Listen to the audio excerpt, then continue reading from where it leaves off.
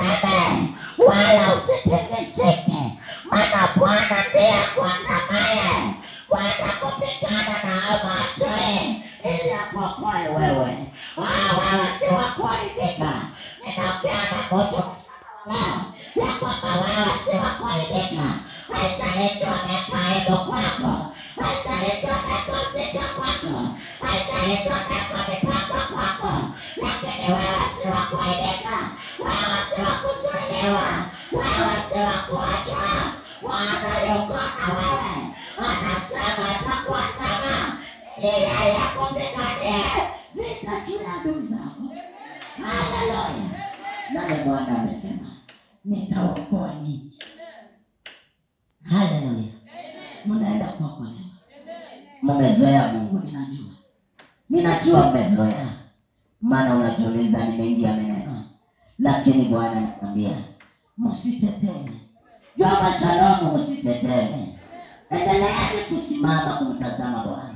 Maana yeye anasema hizo vita yeye ndiye atakayepigana. Na nyinyi mtaokolewa. Na nyinyi mtatoka salama. Na nyinyi mtamwona Mungu. Wapenda mtamwona Mungu. Wachawi wenu watalia. Maana Kenya walitaka kwenu. Hawataki wanasikia. Kenya watu walikiongelea. Usamaritan itatakwa. Wataona kile ambacho Bwana atakitenda kwako. Kuna wachawi watalia.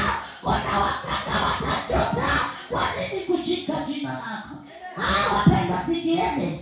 Sikieni haya maneno Bwana anaongea. Anawaambia vita sio vyenu. Anasema msiteteme chochote. Msitikisike. Maana vita hivyo Bwana yeye ndiye anaenda kuwapigania. Kuna watu watalia, sikieni. Kuna watu watajuta. Ni kweli walipeleka jina lako. Ni kweli walipeleka desturi zako. Lakini zote Kenya zitafaulu. Kenya walitokiongea juu ya vitu vyako havitafanikiwa.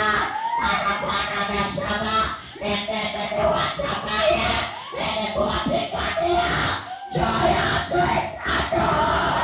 Wapendwa, wanapiganiwa na Bwana. Wanapiganiwa, sikieni. Mbingu zitatulia. Mbingu zitatulia. Zinatumana ili mkapiganiwe. Bwana amesema msiteteme, msitingisike, maana yeye ndiye anayewapigania vita.